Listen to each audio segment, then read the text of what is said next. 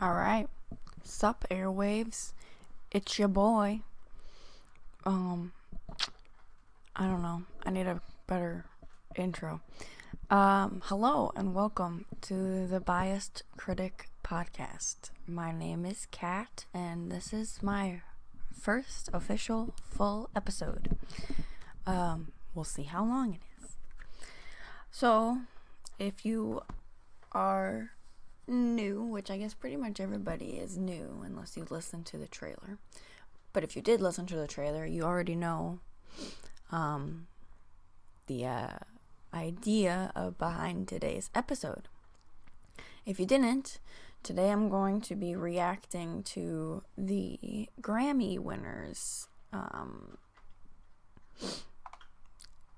So let's just jump right into it. I kind of already got a spoiler. I think Taylor only won one.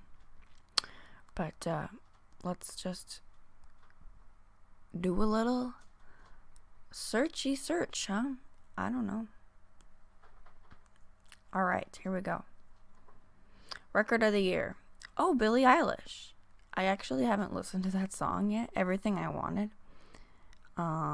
I did not know that Beyonce had a song called Black Parade, which I understand why she has a song called Black Parade, but that's funny to me.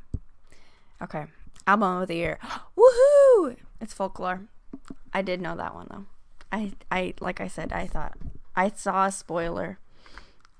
Oh, I didn't know Haim was even nominated for that one. I'm so... Song of the year. It's called I Can't Breathe. I've never heard of it, but I'm sure it's great. If it is about what I imagine it's about. Social issues. Let me take a sip of coffee here. There's your ASMR for the day. You're welcome. Best New Artist, Megan Thee Stallion. Okay. Best Pop Solo Performance. That Harry Styles song about the watermelon, which I didn't really get, but okay. Best Pop Duo. Rain on Me, Lady Gaga and Ariana Grande. Never heard of that either. Really disappointed that Exile didn't win that one. Best Traditional Pop Vocal Album, James Taylor, American Standard. That's interesting. I didn't know that was a thing either. Best Pop Vocal Album, Future Nostalgia, Dua Lipa. Okay, for 1 second here. I saw a tweet. I think it was a tweet. Maybe it was a TikTok. I don't remember. But somebody was like, they must have been a Harry Styles fan and a Taylor Swift fan, or a Taylor Swift fan and a fan of another musician. I don't remember which now. But they were like, I really hope that Folklore doesn't win Pop Vocal Album because it's not pop. And I was like, yeah, that's kind of true, you know. Folklore is a folk album or it's not really alternative, because to me alternative is like rock or pop rock. So it's definitely not alternative, but it's definitely not pop either. So that makes me wonder. So I know that like with the Grammys, and artists submit like their records and their albums and whatever to be nominated, and then the music people, I don't remember what they're called, they determine which ones get nominated for what. But I think you can submit, like, for example, Taylor could submit Folklore for Album of the Year and Best Pop Vocal Album or whatever, or she could submit it to, you know, a different category, but it could still get nominated for the category that she didn't submit it to, I think. I'm pretty sure that's how that works. Oh, my computer's buzzing at me. Sorry, more ASMR for you.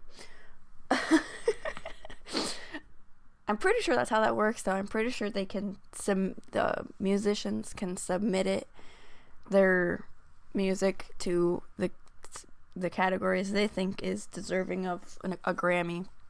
and then the awards choose which ones they get actually nominated for, if they get nominated at all, of course. Best dance recording, don't even know what that any of that is. Best dance electronic, don't care.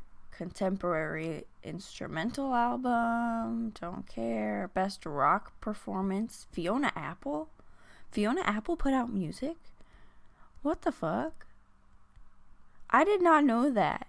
Fiona Apple was like one of those musicians that you just was kind of like a soundtrack to your childhood. You know what I mean? Like, Fiona Apple was like one of those artists that my mom was obsessed with when I was a kid. So I have 3 younger siblings, and one of them is about to turn 18. Oh my god, it makes me feel so old. So yeah, I have a younger brother who's about to turn 18 in April, and then I have 2 younger siblings who are 9 and 10. So if I'm ever talking about my childhood, I usually say when we were younger, and I'm referring to myself and my 18-year-old brother. I literally woke up and started recording just so I could, get on social medias at some point today, because I was really, really trying not to spoil the awards. I really did want a live reaction to these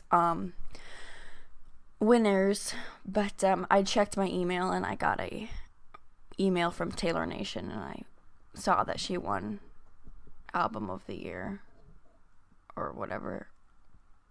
She won the one, which, I mean, it's definitely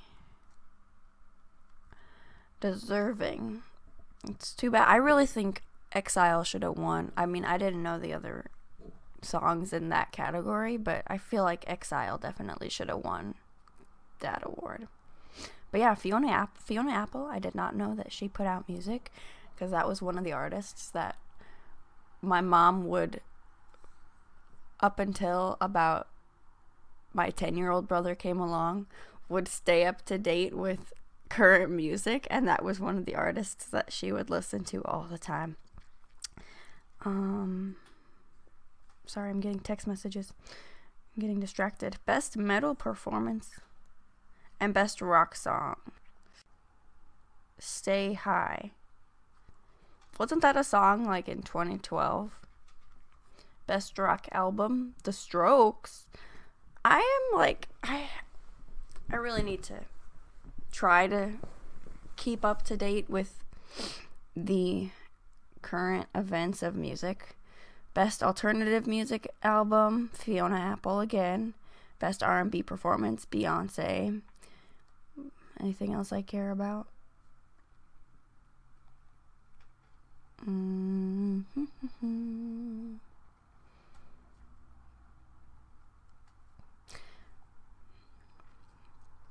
trying to see if there's anything else, any other categories that I know of, any music that was nominated in, but I'm also trying to see like what category folklore could have been also nominated for, if not pop. But I don't know. Traditional, bluegrass, contemporary blues, folk. I guess there is a best folk album. It would not have been televised, but it could have been, I suppose. I think that's pretty much all I care about.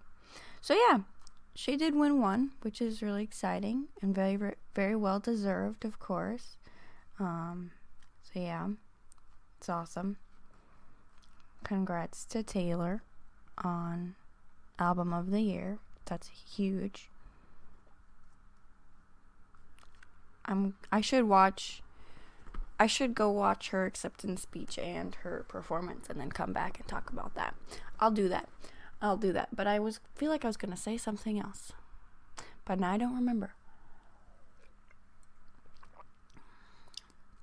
Yeah, I don't know. Oh, but I was just saying, like, I feel like I should probably keep up to date with things going on in the music world, not just, the music that I care about, but I think that's also part of the fun with this podcast, at least. It's just like, I'm so ignorant to the world around me. Like, I'm a Taylor Swift fan, for example, but I didn't know that there was a Lady Gaga and Ariana Grande song. Like, I don't care. I don't listen to their music. I used to listen to Lady Gaga when I was in, like, middle school, when she first hit it big with, like, what was that song called? Poker Face, whatever her first big hit was. I was into it, but I stopped caring after, like, a couple years. But, like, anything outside of what I listen to, I really don't know what's going on. I try to occasionally, but I don't know. I'm not very good at it. But, okay, I'm going to go back and watch her acceptance speech and her Grammy performance, and we'll talk about that, but I can't watch that without getting copyrighted. The music performance, at least. Okay, I'll be back in a minute. Okay, I just went back and watched the acceptance speech and her performance, and I knew that she won, but I still got teary-eyed. I still got choked up. And when I watched her reaction and her getting up and doing the handshake with Jack Antonoff and thanking Joe, oh my God, that part got me. The fact that she thanked her boyfriend, that got me. And that performance was something else. It was really good. I liked it. I thought August was an interesting choice. I was not expecting August, but I know that is a fan favorite, and you know how she is. We know. August is definitely a fan favorite and I think a lot of people wanted that to be performed last night. Well, it was last night. It was last week for you guys, but for me it was last night. So yeah, I think it was really good. I liked it. And her dress, her award ceremony dress was really, really cute. I liked it. And the fact that her mask matched her dress was so sweet. And I really liked the dress for the performance too. That was interesting. It was nice. It's definitely folklore inspired. It's not something that I think we've ever really seen her in something like that before, but it was definitely folklore inspired, and Evermore, of course, too. Which it was really cute. I liked it. I don't know. I don't have any real thoughts on fashion. That's not my area of expertise, but I liked it. It was very cute. But I just really liked the fact that her mask was like matching the dress. So, yeah.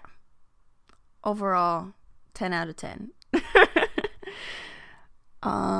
So yeah, that was my Grammy Awards extravaganza. And I don't know, what else should we talk about? I thought about like going through and listening to other music that was nominated for awards, the ones that won and the ones that, didn't, that were competing against them. And I thought about like saying whether or not I thought the one that won was deserving, or if I thought something else should win. But obviously we already know that I thought Taylor should have won all of her nominations, especially Exile. I think that one definitely deserved to win, but did not. So I don't know. What else should we talk about? I guess I wanted to really start this podcast and just, I've already kind of brushed on, like, obviously in my trailer episode, I kind of brushed on what kind of music I'm interested in, and I noticed recently, especially within the past, like, month, I'd say,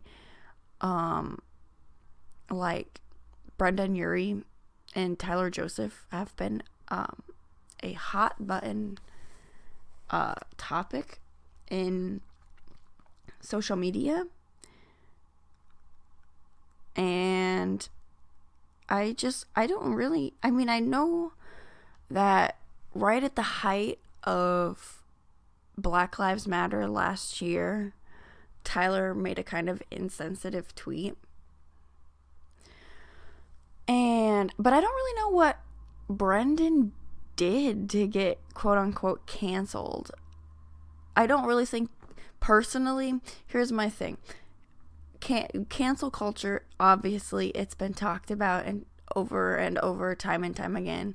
It's overdone. It's kind of ridiculous, especially when it's scrutinizing the most minimal things a person could say or do. And especially when it's not something that directly affects one person or a group of people. Like, personally, I don't think Tyler should have been canceled for what he tweeted. I guess, yeah, cancel culture is always something that I've kind of wanted to talk about with this podcast.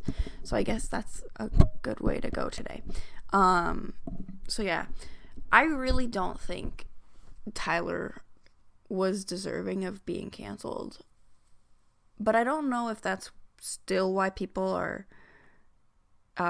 mad at him. Like, if there's something else that happened that I missed.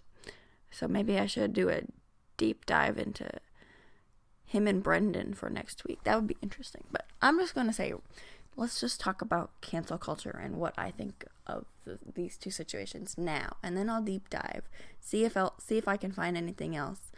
And then next week I'll talk about whether or not I found anything else, whether I think it's deserving or not, and who knows what else. But yeah, for now, let's talk about this.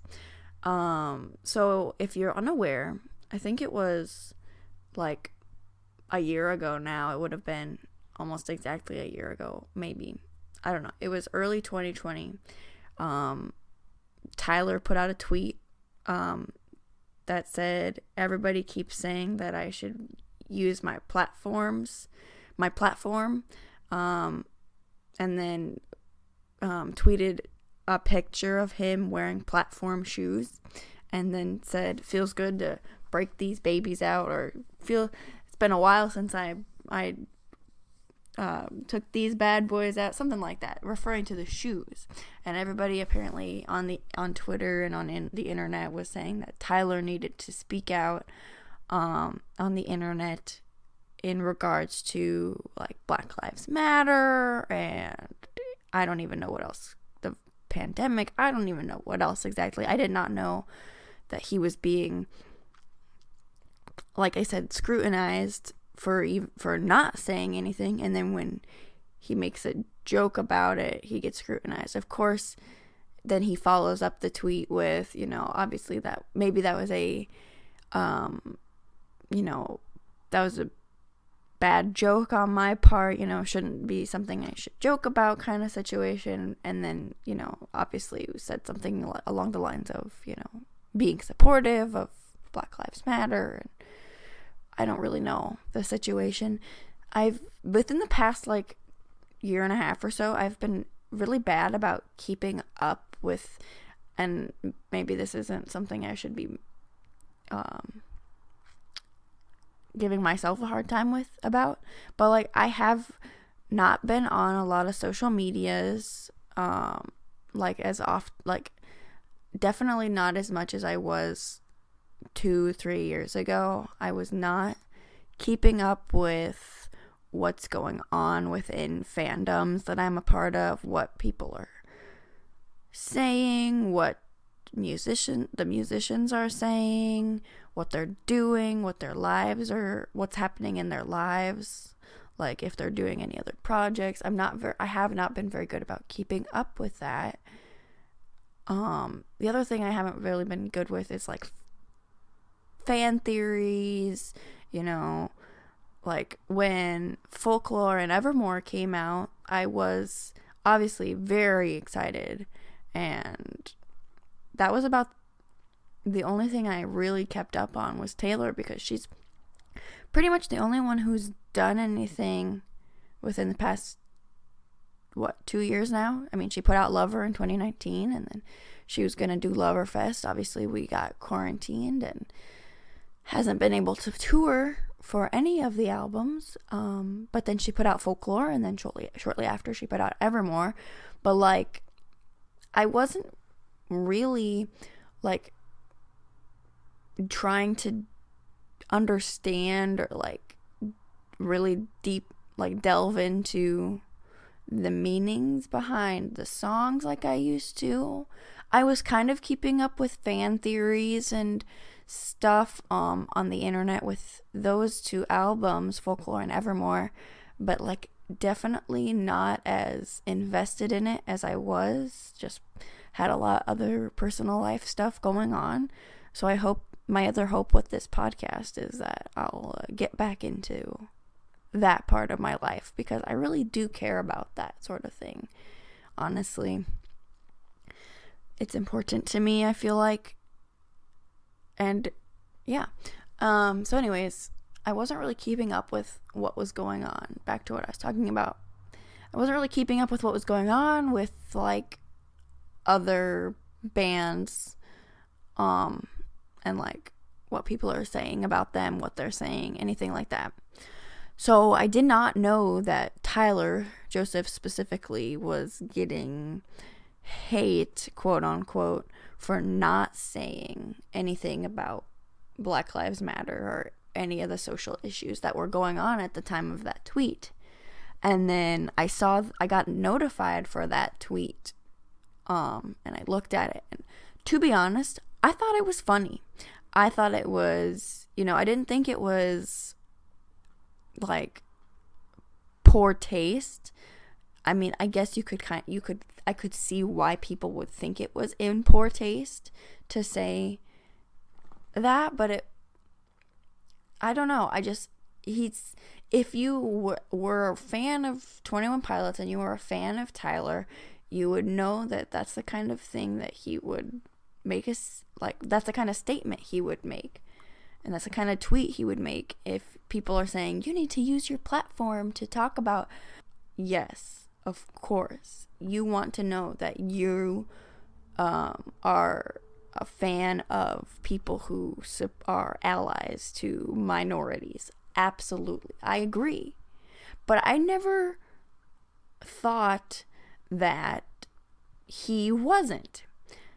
I never once questioned Tyler Joseph specifically, or really anyone, like, who didn't say, oh, support BLM or whatever. Like, I don't question whether or not people are supportive behind closed doors.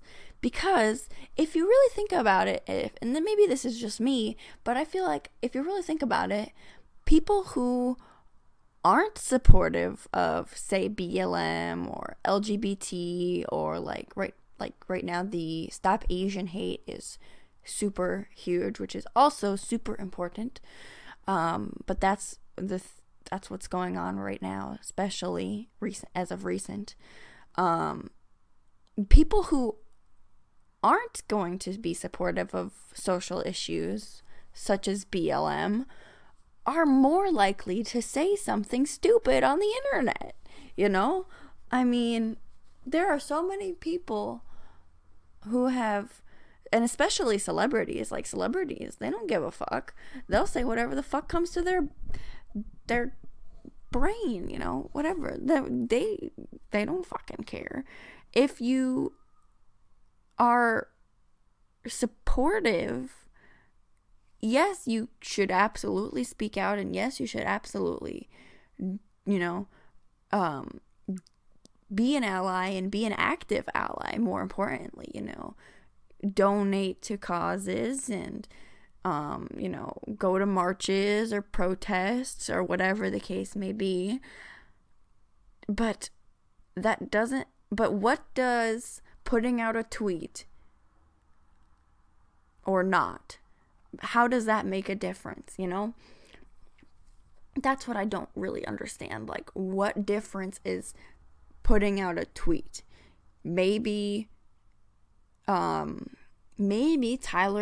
was donating anonymously to BLM or an associated cause.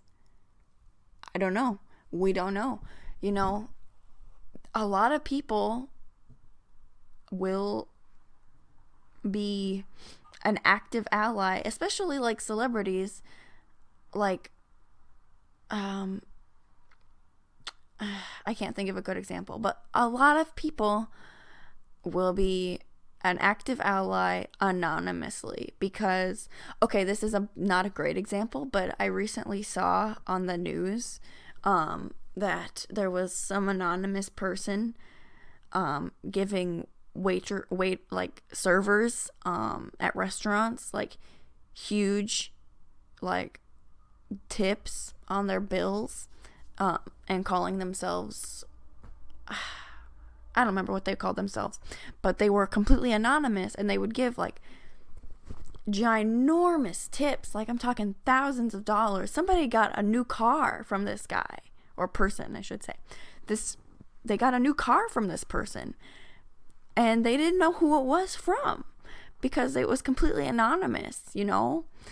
And I think a lot of people do that. They don't want the recognition, especially if they're, you know, a widely known celebrity or whatever. They're not going to put their name on a donation or whatever the case may be. So who knows? You know, you may be on Twitter saying, oh, well, Tyler Joseph isn't tweeting that he's supportive of Black Lives Matter, so therefore he's not supportive of Black Lives Matter. I just don't think that's the case.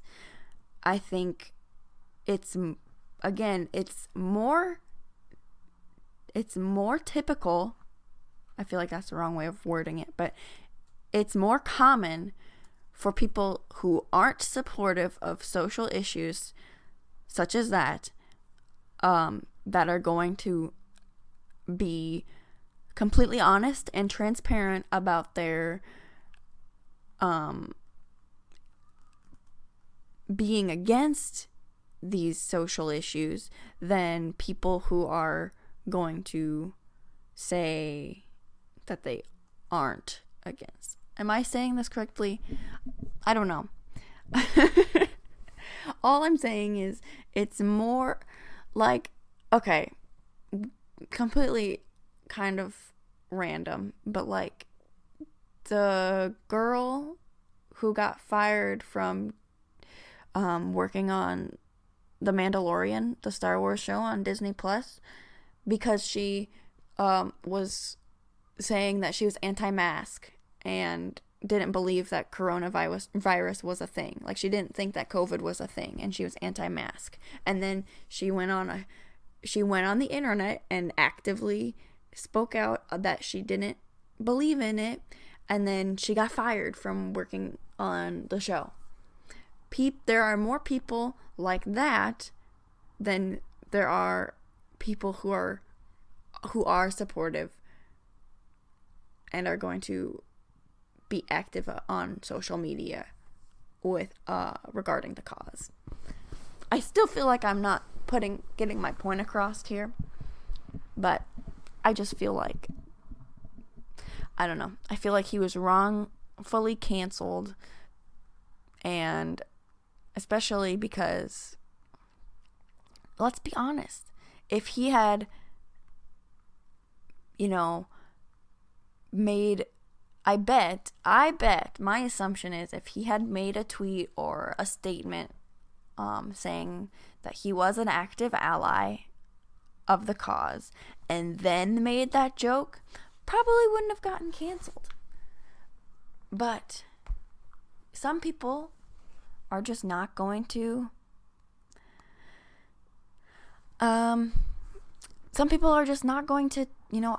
be active on social media in regards to social issues, because it's a tough thing to talk about, especially when you are a celebrity.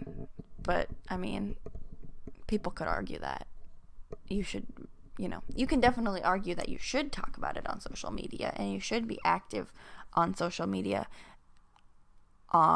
in regards to things you care about, especially when you're a celebrity, which I can totally understand. I just feel like it was an undeserving cancellation. But I mean, I don't know. Cancel culture is just, as we know, absolutely ridiculous. And I mean, over the top. I don't know. I don't have anything to say that hasn't been said about cancel culture, for sure. I'm not philosophical, but it definitely, I'm canceling cancel culture. Can I do that? I don't know what I'm saying anymore. But I really don't know what Brendan Urie got canceled for. That to me was weird, but I mean, he has said some stupid things in the past, like 10 plus years ago. I don't know what he was canceled for recently, but people seem to not be pleased with him on the internet, at least on TikTok. I don't know about, and Twitter too. I've seen some tweets that are like anti Brendan, but I don't really know what he did. I'm sure there are some minuscule things he said. We'll talk more on that next week. I don't know. Yeah. What else? I don't know how long these should be. Probably about 40 to an hour? Probably. I don't know. I feel like a lot of this podcast is going to be, I don't know, or, it's definitely been a lot of that so far. I know that. I'm aware. I'll work on it. I'm sorry. Yeah, I don't know. What else should I talk about? I'm trying to think what else has been going on. Oh yeah, that was the other thing that I was going to say when I was talking about cancel culture just now. I remembered right when Ed Sheeran was like slowly starting to he was still on Instagram, but it was like slowly, or no, he was still on Twitter. He's still on Instagram. He's not on Twitter anymore. But he was still on Twitter, and he was like slowly getting off of it. And it was Taylor's birthday, and people kept tweeting him that he needed to tweet Taylor Swift a happy birthday, and he tweeted, maybe I don't need to post everything on social media. Maybe she is my friend, and I texted her privately. I feel like that's the equivalent of the Tyler Joseph situation, just on a completely different scale. He was just like, maybe I can do things without posting it on social media. I don't know, crazy concept, I know, but that to me was the equivalent of, that's what it reminded me of. But yeah. Oh, another thing about the Grammys that I saw was that there was some Harry Styles x Taylor content, and people were throwing themselves all over that, which, I mean, people, it's been how long now? I never got the Harry Styles, the Hailer. I never got that. Never got that. Did not. And Okay. Oh, this leads me to an interesting topic. TikTok, especially. I don't know about. I know at one point, a couple years ago, right around 1989 era, this was a big thing on the internet. But right now, TikTok is on the whole Taylor Swift being gay or bisexual or whatever, like questioning her sexuality. And it grinds my motherfucking gears, bro. It does, though. It really irritates me because, okay, and I know, like, I've said it before, and I will probably say it till the end of time. There will not be a lot of fandom overlap with my fandoms. I am aware. Not a lot of people are fans of Taylor Swift and also fans of, say, Fall Out Boy. But, okay, a few years ago, when I was really big into reading fan fiction, I don't really know if it's still a popular thing. I don't think it is, because about 6 months ago, I randomly decided to get back on Wattpad and see what it was all about, see what had been, going on. I needed some comfort in my life, and I turned to fan fiction for whatever reason. So I got back on there to see what was popping, and what was, what the situation on there was, because it had been, probably 2017 was the last, 2018 maybe was the last time that I got on there and was active on there, and in that side of fandoms was fan fiction. But I got back on there about 6 months ago or so, and I don't really think it's a common thing anymore, at least not within my fandoms. Like, there was no Fall Out Boy, there was no Taylor Swift, there was no Panic at the Disco, there was, like, the emo bands were not being talked about on Wattpad as much, which is cool. I understand they're not super relevant right now, especially because, nobody's put out any music within the last even 2-3 years. Well, I guess, when did Pray for the Wicked come out? I don't remember.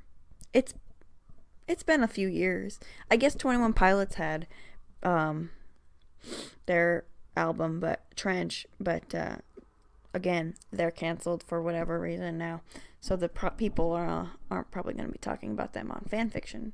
But anyways, I got back on Wattpad to see what was going on. Didn't really see a whole lot, but when it was popular, when I was, like I said, I think the last time I was on there was like 2017, 2018. So right about then, and then like a couple of years prior, when I was really invested into that, and it was more common, it was such a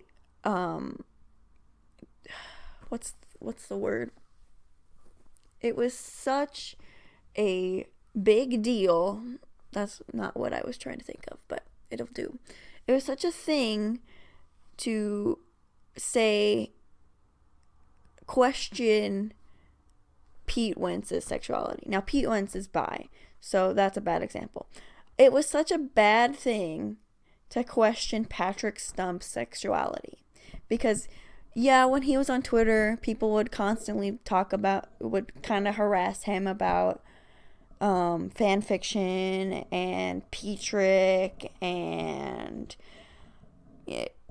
sexuality, and he would, be like, hey, I'm not comfortable with this. I identify as straight, and, I really don't want to talk about it. I don't want to be asked about it.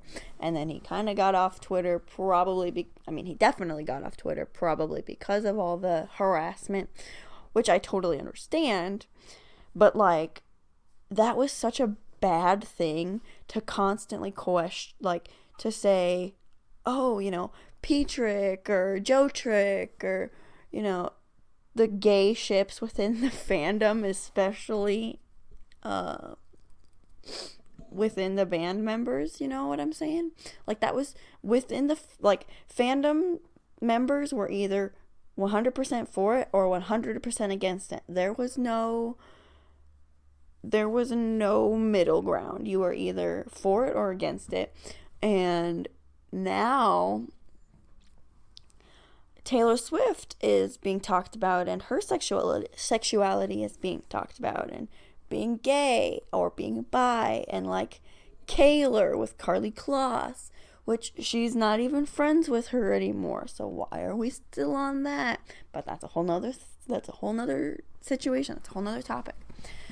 But I understand, like, and it's totally fine for people to have their fun, and if you want to fantasize about Taylor Swift being with another woman or being gay, or that's your prerogative. Do what you want to do, have your fun.